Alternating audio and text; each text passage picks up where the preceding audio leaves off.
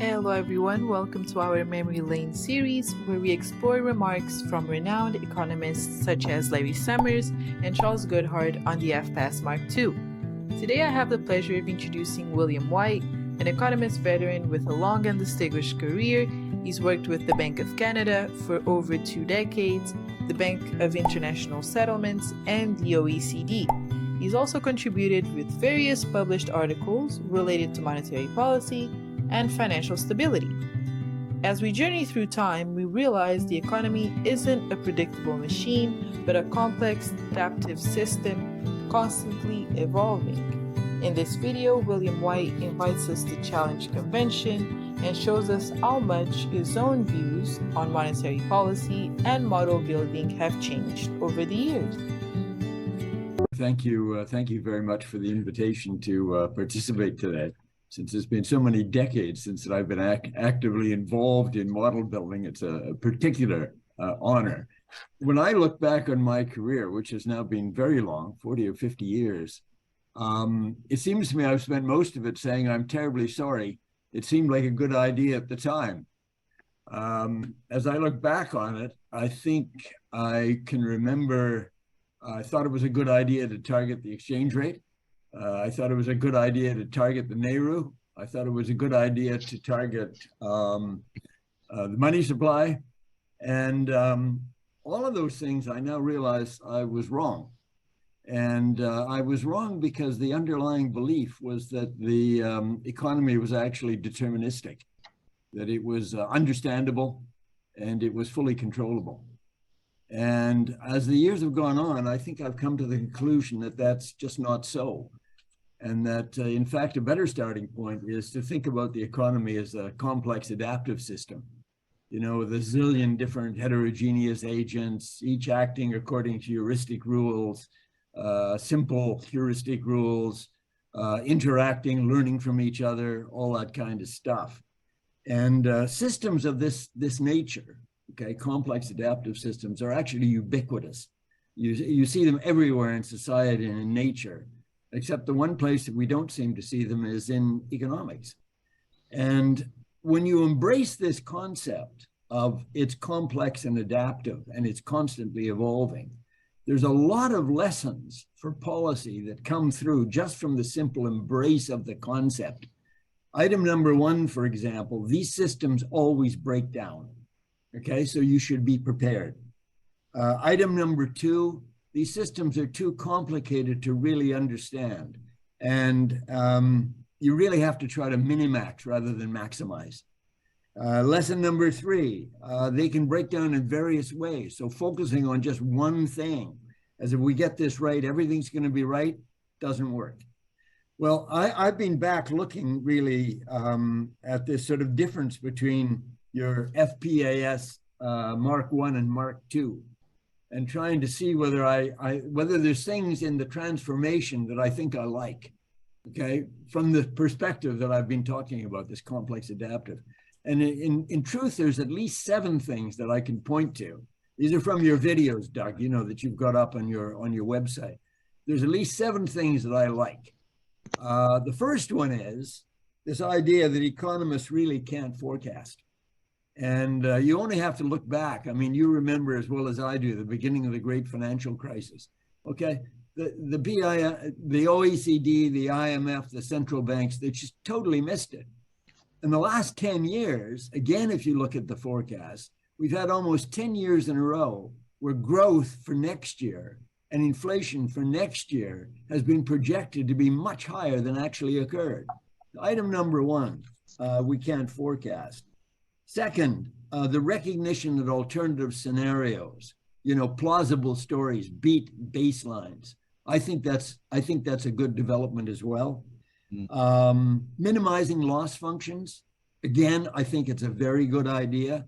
If you don't try to avoid really bad outcomes as opposed to trying to sort of maximize, I think that's a good idea. The recognition of nonlinearities and endogeneities, that all the action is, in a certain sense, is on the feedback mechanisms. I think that's very important. You also mentioned at one point, Doug, recognizing the limitations of monetary policy, particularly at the zero lower bound. absolutely agree. The effectiveness of monetary policy depends on credibility, which is endogenous. Again, totally agree. The fact that the output gap required to maintain price stability is different from what you need to maintain financial stability. I think that's a very important finding. So there's just so many ways, it seems to me, that you're really sort of moving in the right direction. Now, having said that, I did want to raise some other questions where I was not sort of entirely convinced. One of them was talking about dark corners.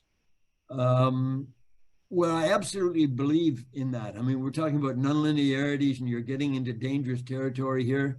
What I do want to raise is the question of whether we're putting too much emphasis on the dark corner of getting inflation wrong, as opposed to the dark corner of generating financial instability.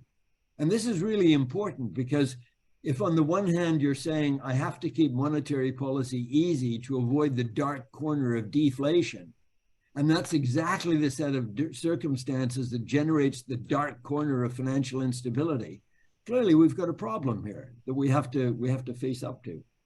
The second question that I raise is this business about symmetric monetary policies, whether you should always lean against deflationary policies with the same vigor as you lean against inflationary policies.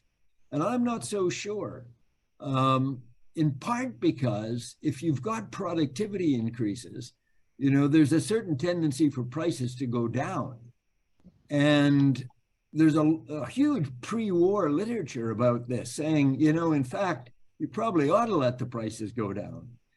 Secondly, of course, if you feel that there's a kind of nominal bound for wages downwards, okay, there's a constraint downwards, then clearly there's less of a chance of a disruptive deflation than there is a chance of a disruptive inflation.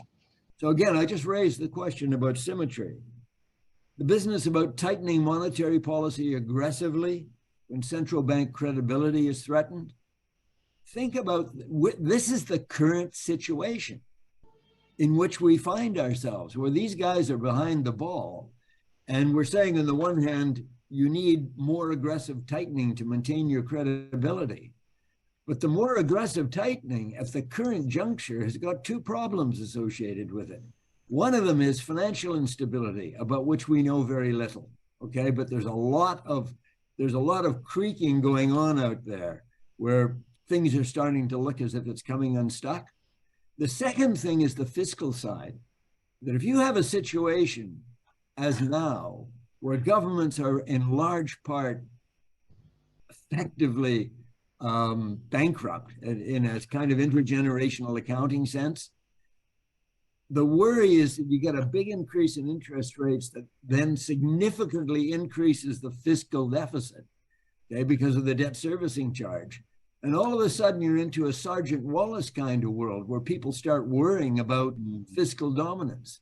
And so you could have a situation where aggressive tightening would actually lead to a loss of credibility in the inflation framework as opposed to gaining that credibility.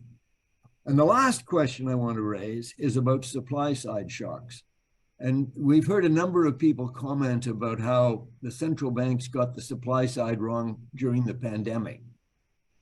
I think there are grounds for belief that we have systematically underestimated the importance of disinflationary pressures coming out of real side developments like the baby boom and globalization and the rest of it. And so that our mistakes in terms of central bank policy making and modeling on the supply side really go back a very long way. And that's a deficiency that really worries me, because as you look forward, I think there's just so many negative supply shocks coming down the road, not least of which deglobalization, climate change, demographics. There's a whole list of these things. And what those supply shocks will do is they're going to aggravate the conflict between aggressive easing and maintaining credibility and all the other problems that we've got associated with aggressive easing. So I guess my sense of looking at your stuff on the web is that there's a lot of stuff that I think is really is really impressive as in terms of useful developments to recognize past shortcomings. But I think, as both the previous gentlemen suggested, there's still a lot of work yet to do. So I guess my only hope would be that this conference and the agenda is very, very rich, is really going to help move that agenda forward, because I think it's a very, very worthwhile agenda to